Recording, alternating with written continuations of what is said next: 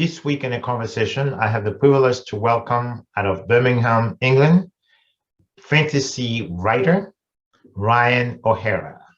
We're going to be talking about his latest fantasy book titled Blood and Silver. But before we get into the video, I just want to remind everyone, it's important really to subscribe to this YouTube channel. And if you do, don't forget to click the notification bell so that way every time a video is posted, it's going to you as soon as possible and directly on your portable. So let's get started.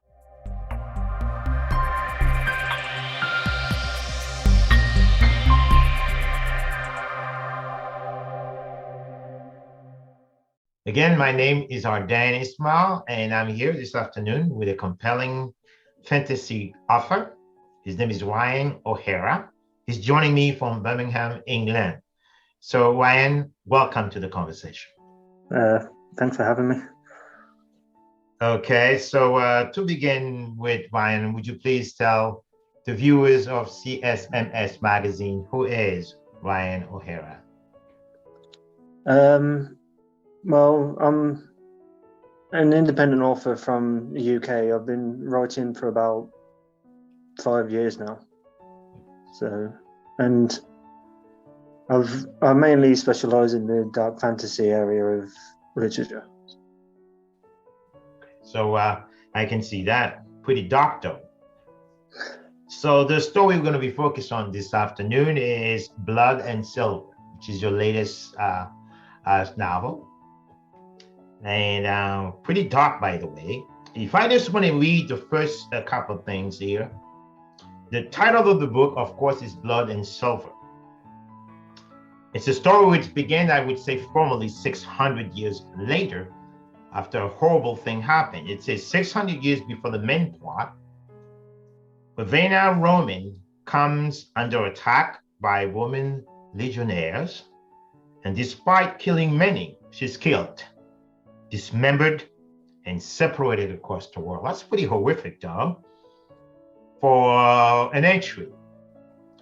So let me ask you a question, Ryan. How did you come up with such a very dark entry? To be honest, I'm not actually sure how I came up with it, but I had the thought that it wouldn't, for them to have her back, it wouldn't be an easy journey for them in the present day. Okay. Now, also, the story has taken a turn to New York. We're talking about across the Atlantic, reaching the biggest city in the Atlantic coast of the Americas. But one thing that strikes me the most, when you say that you refer to this character, you refer to Savannah Bland meets Emmett Rainhill and becomes his aide. While she's trying to learn about the hierarchy of their kind, Savannah is revealed to have been turned by Rosemary Beckworth, psychotic and ancient vampire, casting aspersion on where her loyalty truly lies. And then you continue, you said now, several of the vampire houses came under fire from the werewolf race.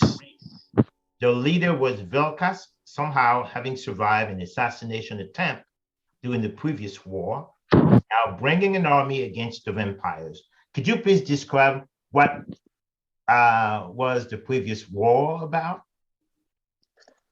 The previous war, the werewolves and the vampires lived in harmony centuries before the modern day. But it turned out that it's like Romeo and Juliet.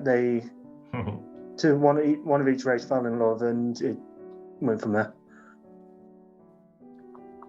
Okay, so are you trying to infuse some sort of a Shakespearean romance into a dark fantasy? Yeah, you could put it that way. Okay, so how long did it take you, really, quite frankly, to conceive this novel? So you have quite a few we're going to mention in just a minute. But to write a dark fantasy like this, how long did it take you?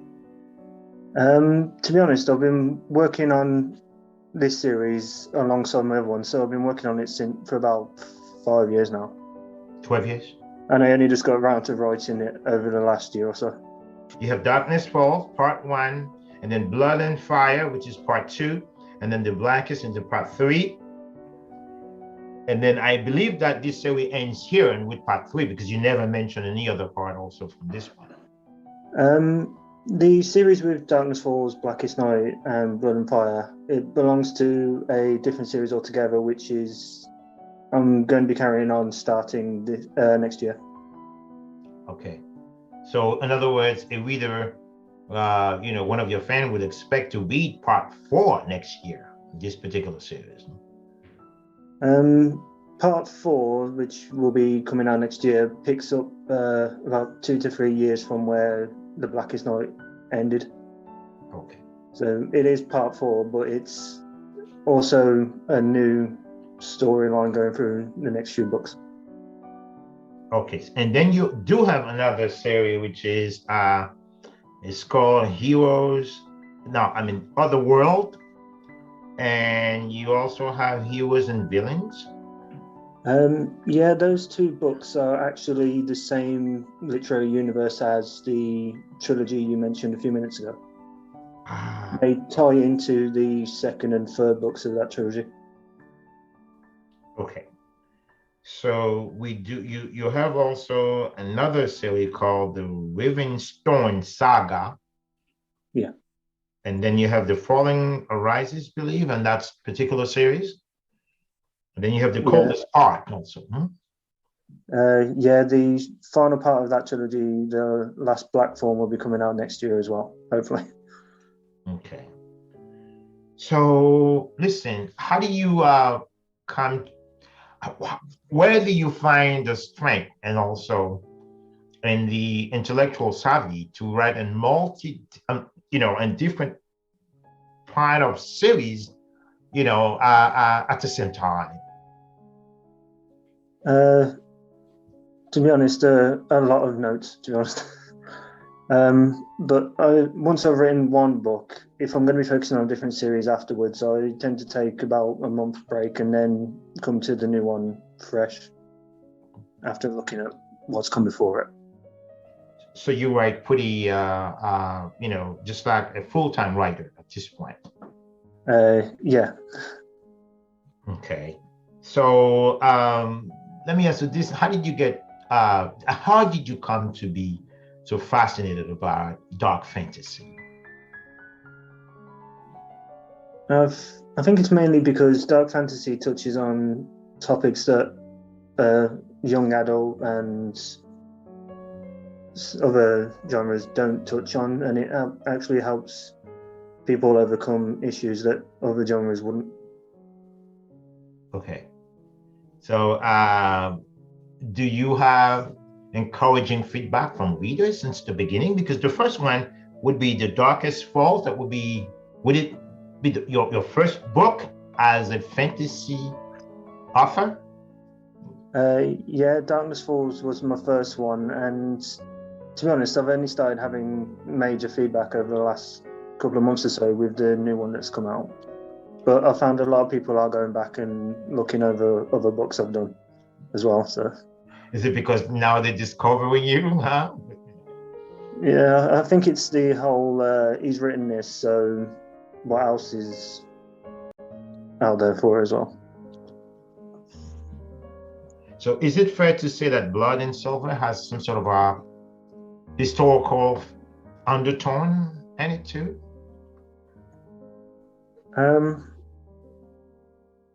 What would you mean by that?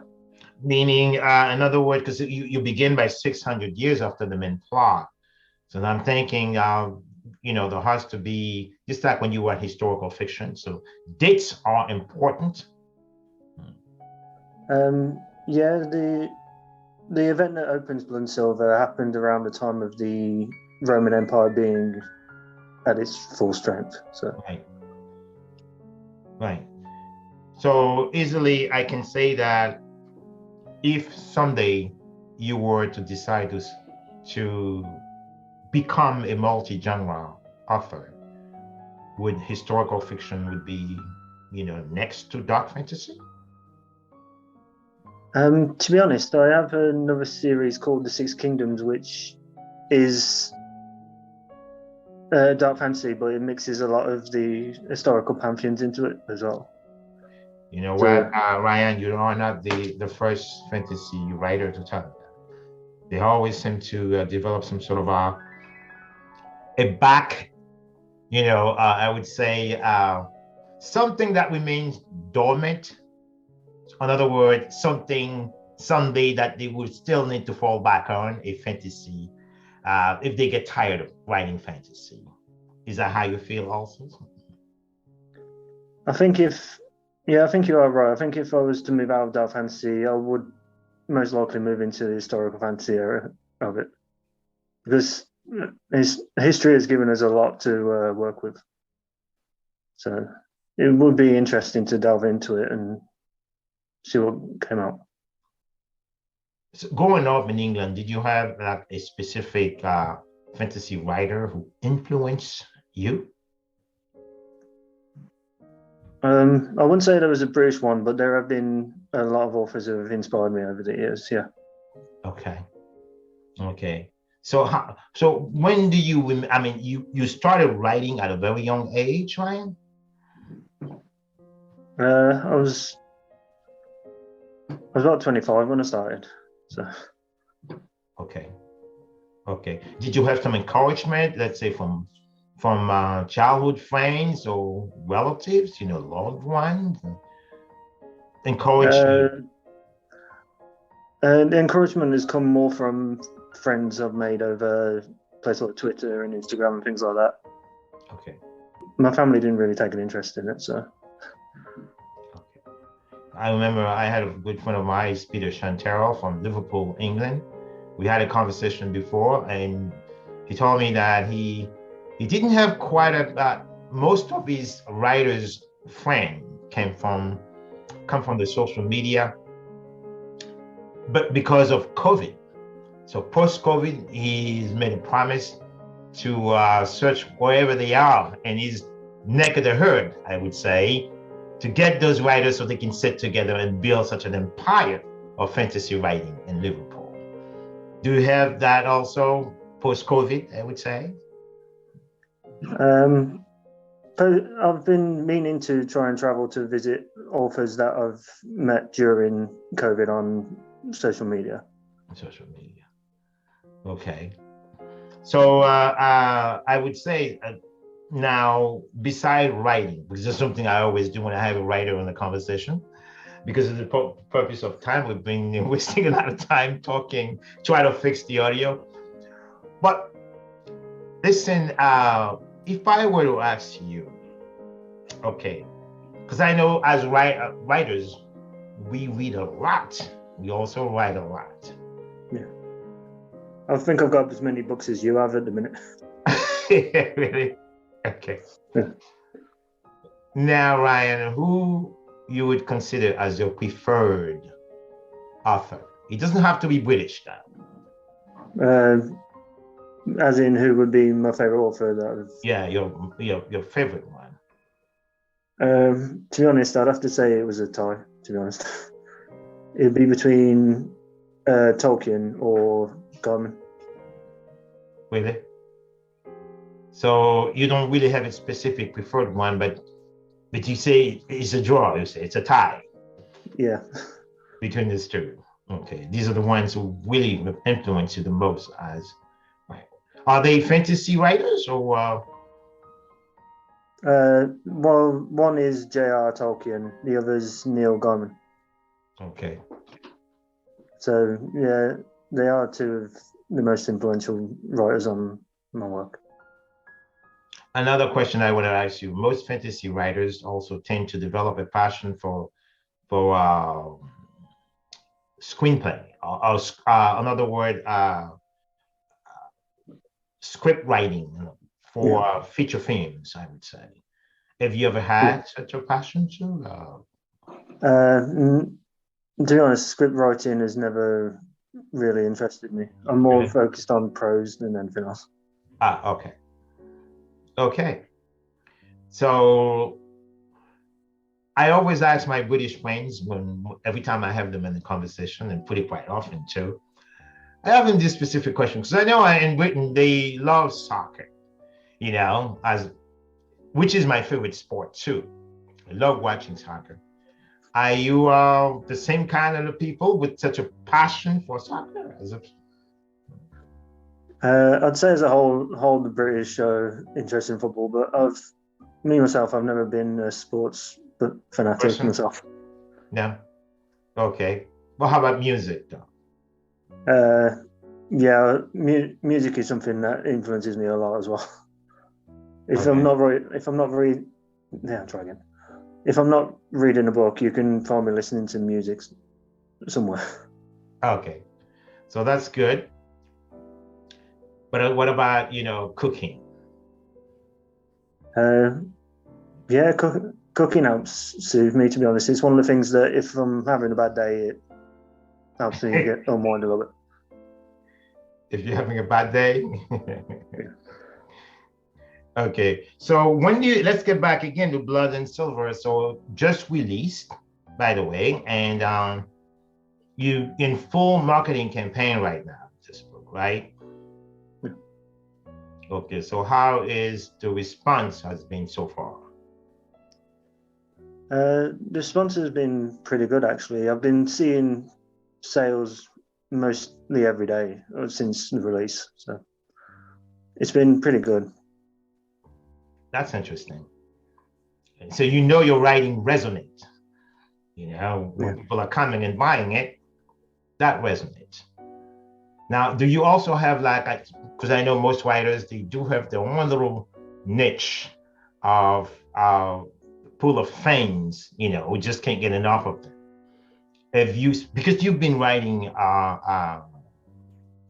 over the years, have you been able to build such a readership that can seem to get enough of you? There are a few readers that have seemed to cling on to what I've written through the years, so I'm hoping that it will grow through. But the Blood and Silver seems to be the book that's stuck with most people. Okay, which one? This one, the Blood and Silver? Blood and Silver, yeah. This seems to be the one that's resonated with a lot of people. Why do you think so, as well? Because you've been writing a lot. Why do you think so? I think it's maybe because this one as subject matter that people are able to cling on to because they can. Oh, what's the word? They can identify with it. So Okay. there's some subject matter in the book that people look at it and say, "Well, I've been through this, so." Okay. You're not alone because when your writing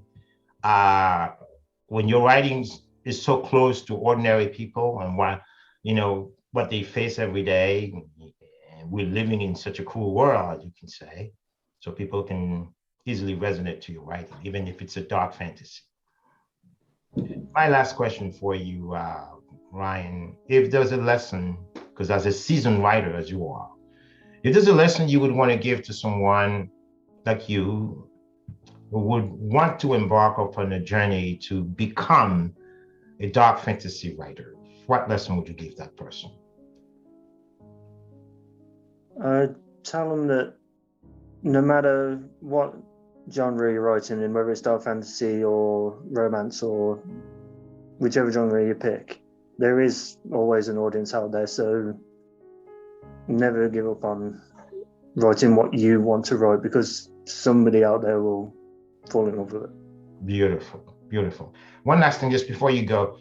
Listen, I just want to, we can find your book on Amazon, but also on other social media platforms. They can follow you too, right? On Twitter, on Facebook. Yeah, I'm on Twitter, I'm on Instagram. I've got my own personal website for it as well, where people can pick them up.